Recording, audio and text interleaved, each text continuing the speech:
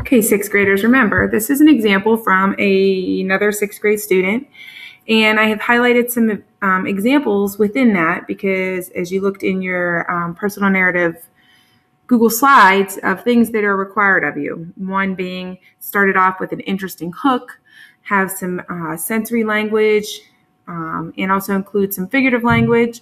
So I'm going to read through this personal narrative and go through it with you, and so that you have an example to refer back to this video to help you if you get stuck. Okay, so this one here is titled Swimming Distance, and you'll have to create a title for your personal narrative as well. Jenny, do I really have to swim this?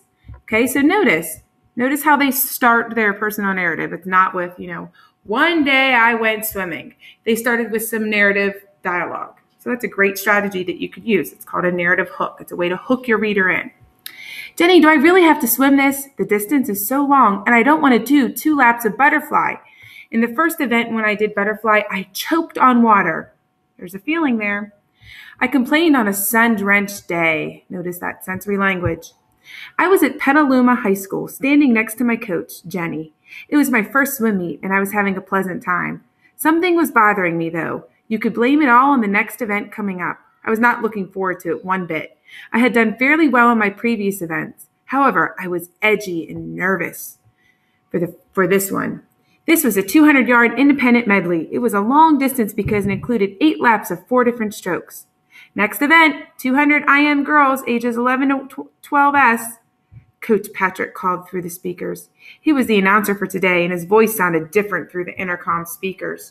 Come on, you can do it. Go, go, go, Jenny urged as I ran over to get ready. I just know you can, I heard her say. This was it, the last event of today's swim meet. Swimmers, step up, called Patrick. He waited until the 6 swimmers walked up to their diving blocks. Quiver, wobble, shake went my legs. Again, another great example of sensory language. Oh dear, I thought in my head as I waited. It was only about 5 seconds before my head would touch the cool water, but 5 seconds felt long. Notice a time lapse here, and you have to incorporate that in your graphic organizer.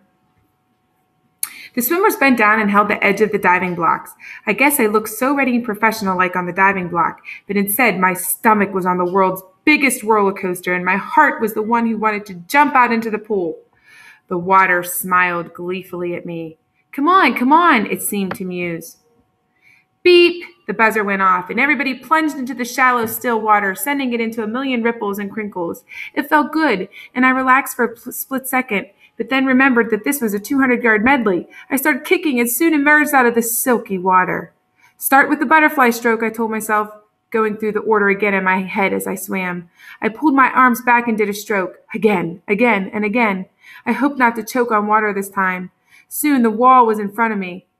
I turned and kicked off, starting my next lap of this stroke. Next up, backstroke, I thought. On my backstroke start, I got water up my nose, probably gallons of it. Gagging, I resurfaced. Notice all of these great uses of sensory language. Gagging, I resurfaced. At the flags, I counted 5 strokes, and then a dip and a flip turn. More water ran up my nose. It felt like 100 needles touching it. Oh, I can almost feel it myself right now. When I pushed off the wall for the breaststroke laps and my legs were stones, wanting to sink lower and lower, I needed to catch my breath, but I can't stop. Keep going, I thought about what Jenny had said. I know you can. Before long, I was approaching the wall for my finish.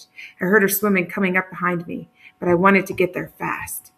Kick, stroke, kick, stroke. We swimmers were all like sharks of the same species who wanted to prey first. Oh my goodness, great sense of a simile there. Comparing swimmers to sharks using like, great use of simile. I could hear everybody speeding up. Great use of sensory language again. I touched the wall, mouth full of water. I looked up and climbed out of the pool. People cheered. I never thought I'd be able to do it. Sure, I was trying to catch my breath and my legs were jello, but I swam it. I swam 200 yards. I did it and got second place. Now I felt strong and confident. Thank you, Jenny, my mind said, wishing Jenny would get the message. Notice how she ends her story. She just doesn't end it by saying, and that's how I ended my great day of swimming my difficult swim meet. Okay, we would never want to end like that because that's announcing. She simply talked about how she felt at the end of the event.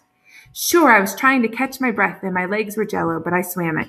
I swam 200 yards. I did it and got second place. Now I felt strong and confident. And this last line is a cool, catchy way to end her personal narrative.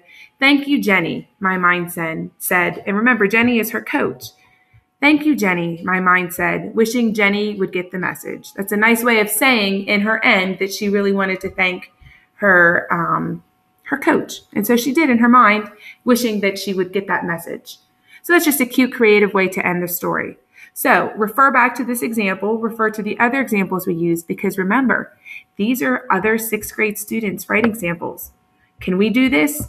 Yes. Can we do even better? I think so. So we're setting the standards high while we're writing this personal narrative. So think of a personal event, personal memorable event to you, and think of ways to mimic and incorporate sensory language, dialogue, a catchy hook sentence, and a nice closing sentence to write your personal narrative. So now you can go ahead and get started on your organizer, and please refer back to this as many times as you need. Okay, guys, keep up the great work.